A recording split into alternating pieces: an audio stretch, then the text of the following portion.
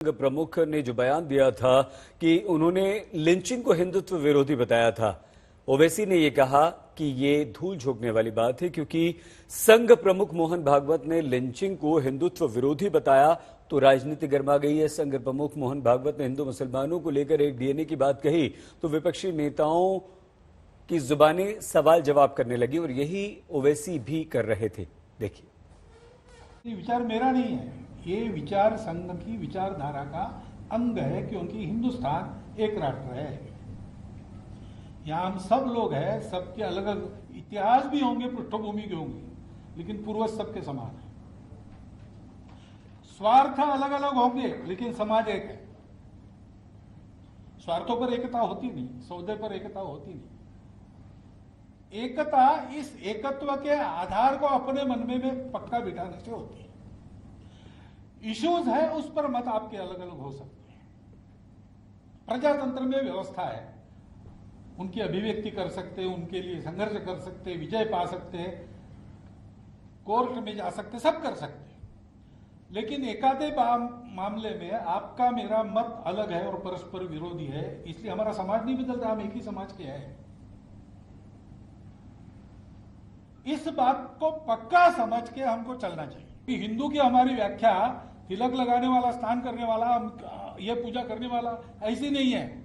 जो भारत को अपनी मातृभूमि मानता है, जो भारत के पूर्वजों का विरासतदार है, संस्कृति का विरासतदार है, वो हिंदू है।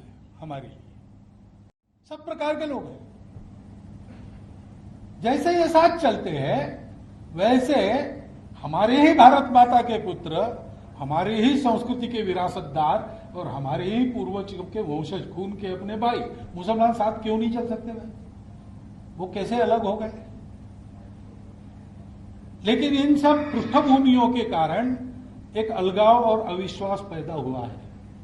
उसकी दूरी हमको पाटते समय समाज के मन से ये सारा हटाना पड़ेगा। और हटाने का मतलब छिपाना नहीं होता है। जो आपने कहा, खरी खरी बात को जैसा है वैसा समझना। इसलिए हम कहते हैं कि हिंदुस्तान हिंदू राष्ट्र है, गौ माता पूज्य है, लेकिन लिंचिंग करने वाले ये हिंदुत्व के खिलाफ जा रहे हैं, वो आतताई है। आरएसएस प्रमुख का कल दिया गया ताजा बयान वास्तव में लोगों को न केवल अविश्वसनीय लगता है बल्कि मुंह में राम बगल में छुरी ही ज्यादा लगता है। ऐसे में स्वाभाविक तौर पर जब तक आरएसएस, बीजेपी एंड कंपनी व इनकी सरकारों की संकीर्ण सोच व कार्यशैली आदि में सही सर्व समाज हितैषी संवैधानिक परिवर्तन नहीं आएगा तो तब तक इनकी बातों पर खासकर मुस्लिम समाज द्वारा विश्वास करना बहुत मुश्किल लगता है। ये हमारा देश है, ये हमारी परंपरा है, ये हमारी तहजीब है और ये हमारे मातृभूमि के कारण मिली है। वो पहला आधार है और ये परंपरा दूसरा आधार है। और तीसरा आधार है ही हम समान पूर्वजों के वंशज हैं। अब ये विज्ञान से भी सिद्ध हो चुका है। 40,000 साल पूर्व से हम भारत के सब लोगों का डीएनए, सब लोगों का निरपवाह डीएनए समान है। इस आधार पर आरूढ़ होकर हम जब विचार करते हैं तो मन में अपनापन आता ही है कि कुल मिलाकर आरएसएस के सहयोग व समर्थन के बिना बीजेपी का अस्तित्व कुछ भी नहीं है।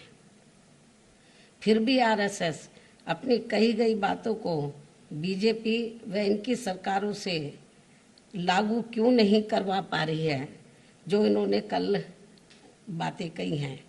यहाँ ये भी गंभीरता से सोचने की बात है। इसलिए इससे ये स्पष्ट होता है कि आरएसएस की कथनी व करनी में काफ़ी जमीन आसमान का अंतर है।